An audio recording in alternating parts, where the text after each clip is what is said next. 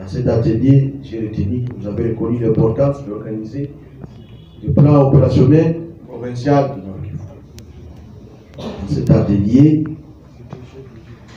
je sais que vous avez reconnu la nécessité d'organiser les dialogues de cohésion sociale. Mesdames et messieurs, je ne peux que vous remercier. Et le travail a bâti. Et sur ce mot, moi je m'arrête ici. Merci beaucoup.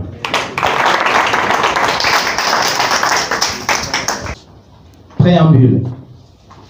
En date du 5 et 6 mai, il s'est tenu un atelier au centre d'accueil Isidore Bakanja sur la compréhension du PDDRCS et sa stratégie nationale à l'intention des agents des CAP Tujitegeme et de quelques acteurs humanitaires, ainsi que l'aperçu des actions et l'expérience de l'ONG partenaire CAP dans le cadre du DDR, c'est-à-dire Désarmement de mobilisation et réinsertion.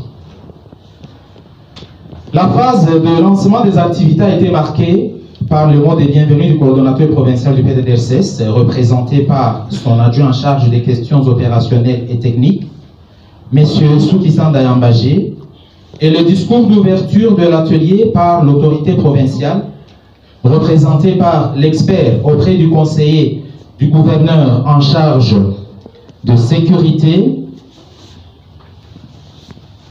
Maître Robert Kahire, qui a encouragé les participants à bien intérioriser la stratégie nationale du PDDRCS en vue de sa bonne mise en œuvre pour l'atteinte des résultats, à savoir la fin de l'activisme des groupes armés, la restauration de l'autorité de l'État et la stabilisation de la province en proie à l'insécurité généralisée. Des activités de l'atelier. Après le lancement de l'atelier et la photo de famille est suivie de la pause café, les travaux de l'atelier ont commencé par la présentation des participants et le rappel des objectifs ainsi que l'annonce de l'agenda par la modératrice. J'ai cité le coordonnateur adjoint en charge des questions administratives et financières, Madame Monica Oulendovi. S'agissant de différentes interventions, 3 exposés ont été développés le premier jour, à savoir, premièrement, la compréhension du PDDRCS et sa stratégie nationale par le professeur Louis Akilimali, chef de section partenariat et développement au PDDRCS.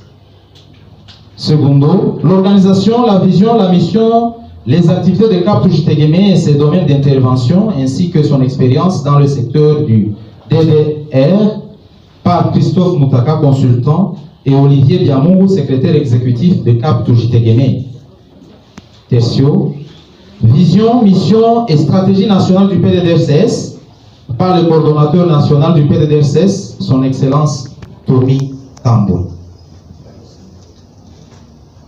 Une série de questions-réponses a articulé ces exposés et la première journée a chuté sur l'évaluation des activités dont la note des participants a été excellente.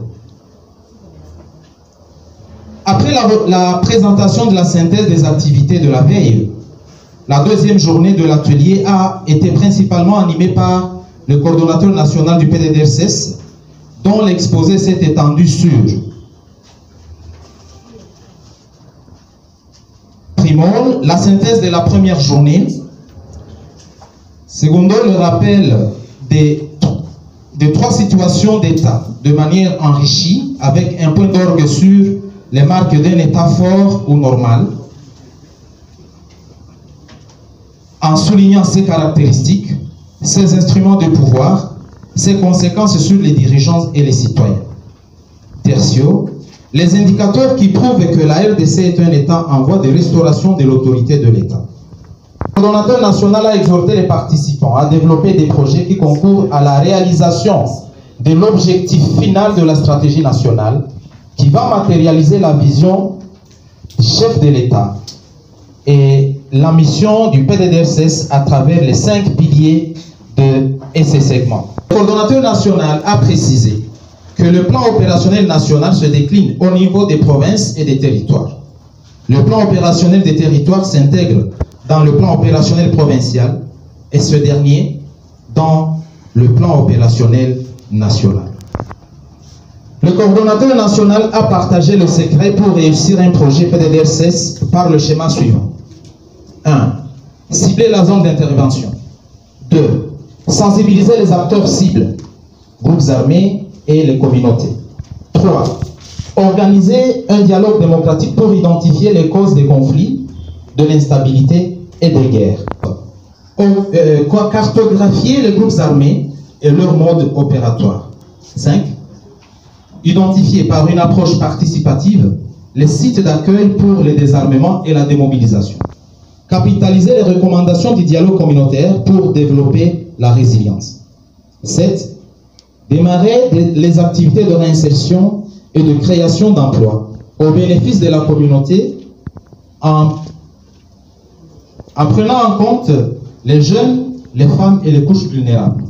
8. Identifier les opportunités et les ressources locales propices à la réinsertion emploi. Le coordonnateur national a conseillé de s'interroger avant d'initier quelconque activité pour la réinsertion emploi. Première interrogation. Est-ce que le projet vise la lutte contre la pauvreté, le développement de la chaîne des valeurs, la promotion de la paix, la transformation des conflits et la cohésion sociale? Deuxième question. Est-ce que le projet implique les jeunes à risque et va contribuer à... que CAP JTGM veut placer à l'endroit de la coordination provinciale du PDDRCS Nord Kivu, qui a accepté que CAP JTGM puisse co-organiser cette activité d'une importance capitale qui a porté essentiellement sur la compréhension du PDDRCS et sa stratégie nationale basée sur ses piliers. C'est un moment important pour CAP JTGM qui lui a valu et qui a été vraiment capital et qui sera une opportunité à saisir pour la suite de ses réalisations dans ce domaine. Nous sommes disposés à contribuer aux côtés des autres partenaires à la mise en œuvre de ce programme et ainsi contribuer à la construction de la paix dans la province du Nord Kivu en faveur de toute la communauté. C'est en ces mots que nous disons merci et nous sommes disposés à vous accompagner. Merci.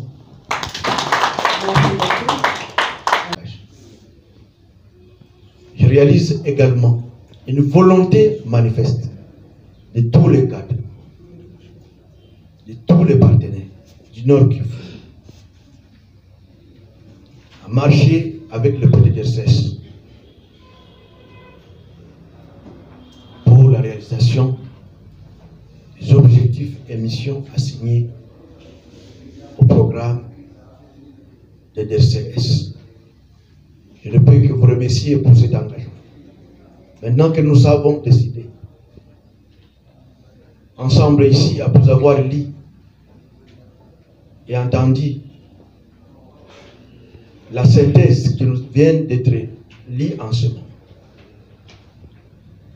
je réalise que nous avons des défis immenses que nous devons réaliser ensemble.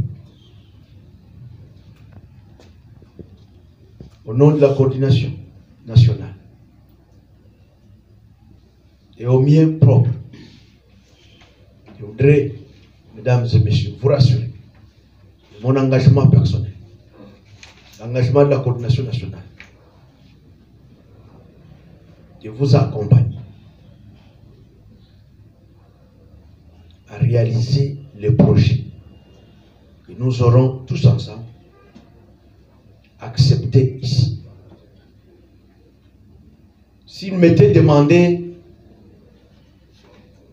d'arrêter d'organiser le POP, moi j'ai déjà le POP ici, à moitié, à travers le territoire que vous avez. Et c'était ça mon objectif.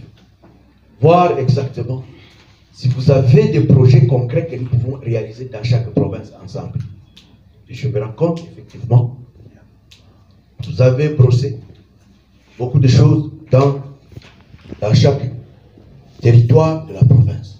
Maintenant, le jour de la convocation du POP, le travail sera fait dans le cadre de la validation unique.